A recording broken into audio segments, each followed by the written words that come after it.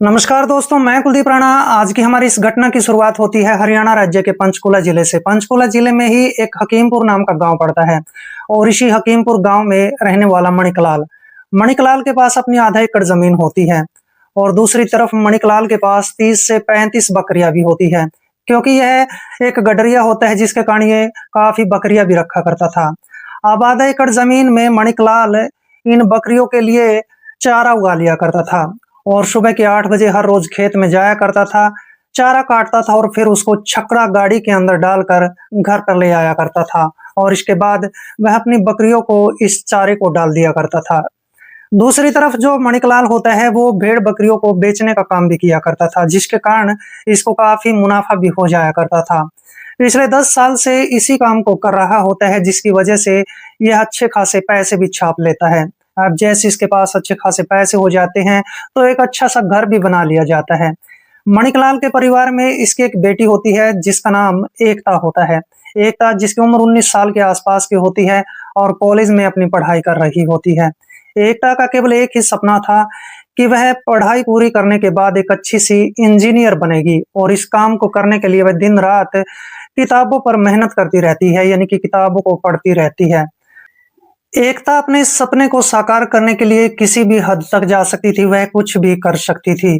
दूसरी तरफ मणिकलाल की पत्नी भी घर में होती है जिसका नाम अर्चना होता है। अर्चना इतनी उम्र में होते हुए भी काफी खूबसूरत और सुंदर और जवान होती है।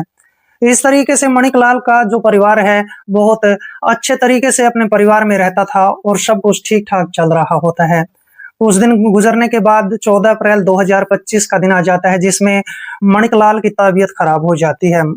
उसकी तबीयत इतनी खराब होती है कि देखते ही देखते उसको हार्ट अटैक भी आ जाता है और इसके बाद उसकी बेटी एकता और उसकी पत्नी अर्चना देवी उसको नजदीकी हॉस्पिटल में एडमिट करवा देती है।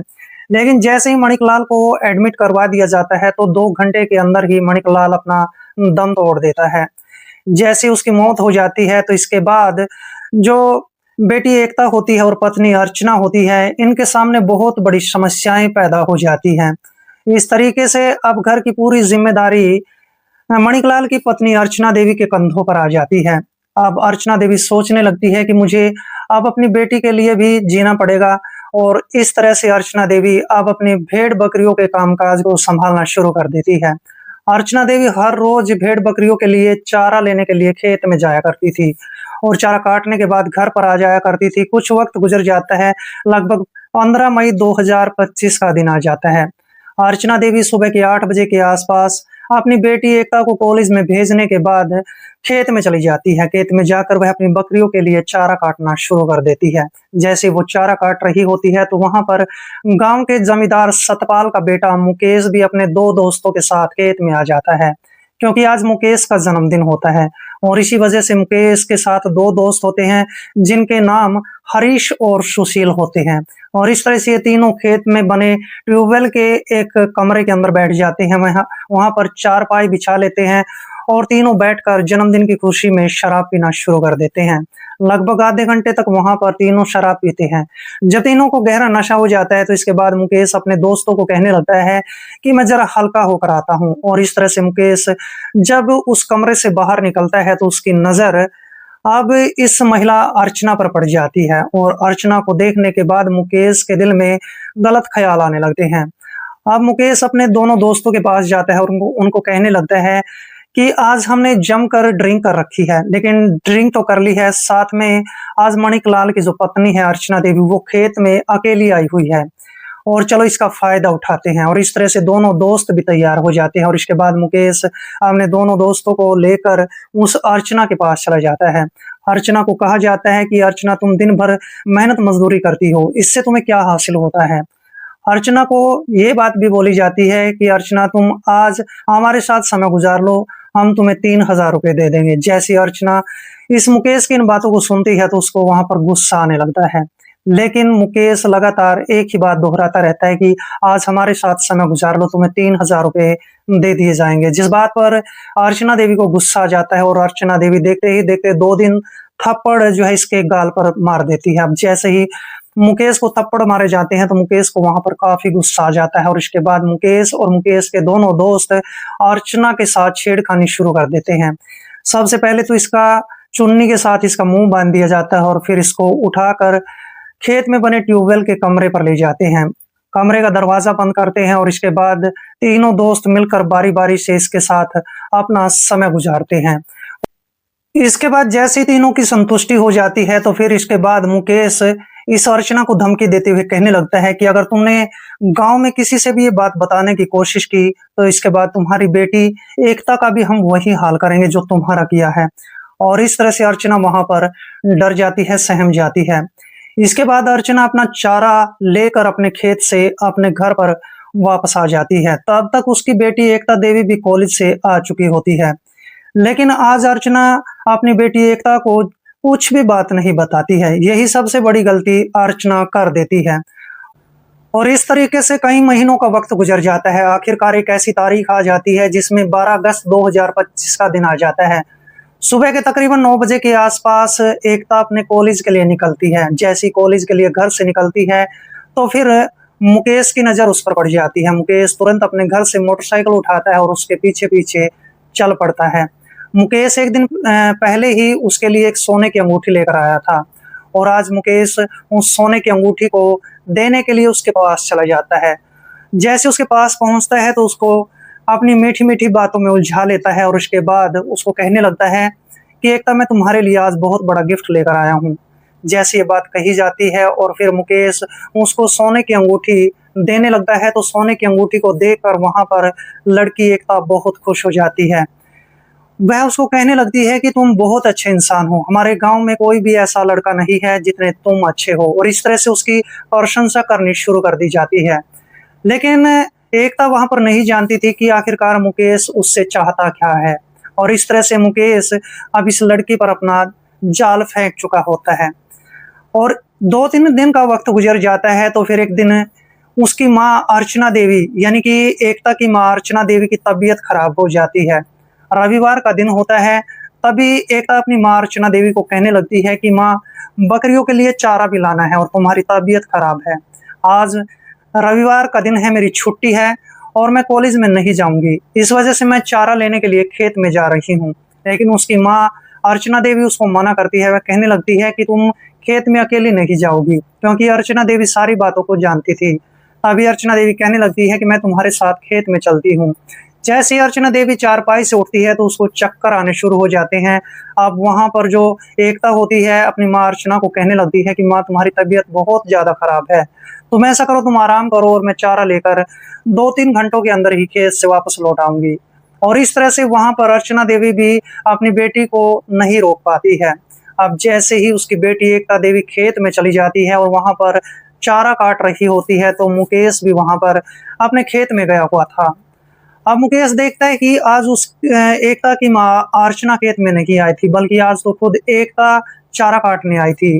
अब एकता को देखकर मुकेश वहां पर बेहद खुश हो जाता है। मुकेश उसके पास जाता है, उससे मीठी मीठी बातचीत करने लगता है, साथ में उसका चारा भी कटवाता है। और जैसे ही चारा कटवा दिया जाता है तो इसके बाद मुकेश उसको कहने लगता है कि एकता, मैं इतने दिन से तुम्हारे साथ जो है समय गुजार रहा हूँ, लेकिन तुम मुझे कभी भी अपने पास फटकने नहीं देती हो। आज मैं चाहता हूँ कि तुम मेरे साथ थोड़ा सा वक्त गुजार लो। और इस तरह से वहां पर एकता पर एक ऐसा जाल फेंक दिया जाता है जिसमें एकता फंस कर रह जाती है। एकता वहां पर उस लड़के को कहने लगती है कि चलो थोड़ा वक्त ही गुजार लेते हैं, लेकिन तुम मुझे धोखा मत देना। और इस तरह से अब मुकेश एकता को लेकर अपने खेत में बने ट्यूबवेल के अंदर चला जाता है और उसके साथ अपना वक्त गुजार लेता है। वह तब तक उसके साथ अपना वक्त गुजारता है जब तक उसकी संतुष्टि नहीं हो जाती है। और जैसे ही इन दोनों की संतुष्टि हो जाती है तो फिर इसके बाद एकता अपना चारा लेकर अपने गांव में लौट आती है, लेकिन अपनी माँ के साथ जो है जरा सी भी बात नहीं करती है। दूसरी तरफ अर्चना देवी भी अपनी बात को छुपाती रहती है और उसकी बेटी एकता देवी भी अपनी माँ से सारी बातें छुपाती रहती है। और इस तरीके से दिन गुजरते चले जाते हैं। आखिरकार एक ऐसी तारीख आ जाती है जिसमें 6 सितंबर 2025 का दिन आ जाता है और एकता देवी अपने घर में बैठी हुई कामकाज कर रही होती है।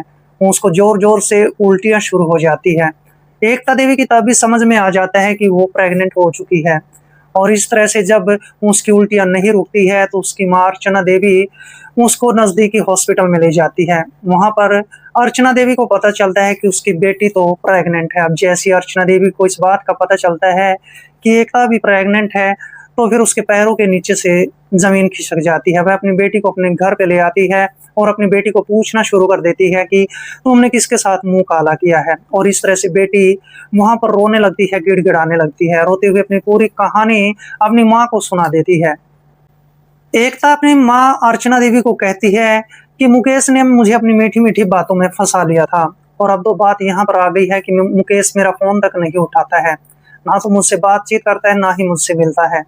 और इस तरह से उसकी माँ अर्चना देवी को काफ़ी गुस्सा आने लगता है। तभी वह अपनी बेटी को बड़े प्यार से समझाती है, दुलारती है, पुचकारती है और कहने लगती है कि बेटी, उस लड़के को तो मुझे सबक सिखाना ही पड़ेगा और इसमें तुम्हें मेरा साथ देना पड़ेगा।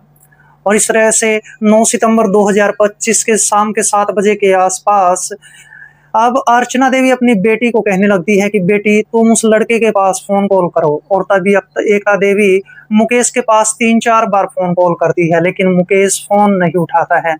अब जैसे ही अर्चना उससे फ़ोन ले लेती है, तो फिर अर्चना भी 3-4 बार फ़ोन मिलाती है। अब जो लड़का होता है वह तुरंत उस मोबाइल फ़ोन को उठा लेता है और फिर कहने लगता है कि तुम कौन बोल रही हो? तभी वो कहती है कि मैं एकता की माँ बोल रही हूँ, अर्चना देवी।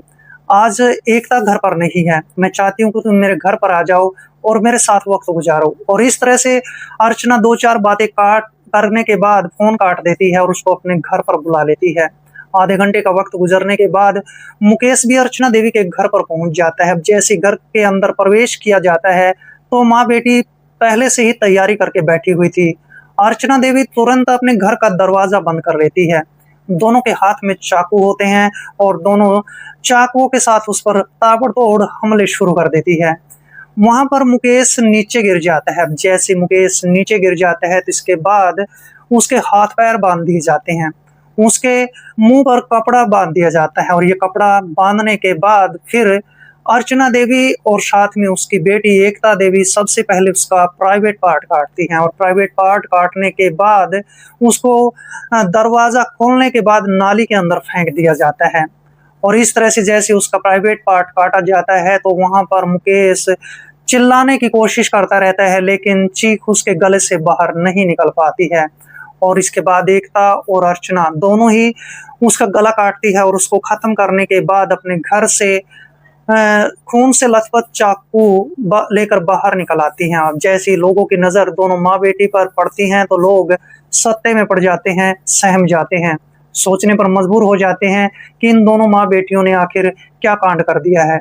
और इसके बाद जो पड़ोसी जन होते हैं, नज़दीकी पुलिस स्टेशन में फ़ोन कॉल करते हैं और मौके पर पुलिस को बुला लेते हैं। पुलिस जैसे ही घर पर पहुँचती है, तो मुकेश की लाश घर के अंदर खून से लथपथ पड़ी हुई थी और माँ-बेटी दोनों वहीं पर बैठी हुई थी, वो दोनों टस से मस नहीं हुई थी। इसके बाद यहाँ पर अर्चना और एकता को गिरफ्तार कर लिया जाता है, पुलिस स्टेशन में ले जाया जाता है, इनसे पूरी पूछताछ की जाती है। माँ-बेटी दोनों अपनी पूरी कहानी को पुलिस के सामने सुना देती है और इसके बाद पुलिस इन दोनों के खिलाफ चार्जशीट दायर कर लेती है और दोनों को जेल में बंद कर दिया जाता है। यहाँ पर एकता और अर्चना ने जो मुकेश के साथ किया था, क्या वो सही था या गलत था? कमेंट बॉक्स में ज़रूर लिखें। तो मिलते हैं दोस्तों किसी ऐसी घटना के साथ, तब तक के लिए दोस्तों जय हिंद, वंदे मातरम।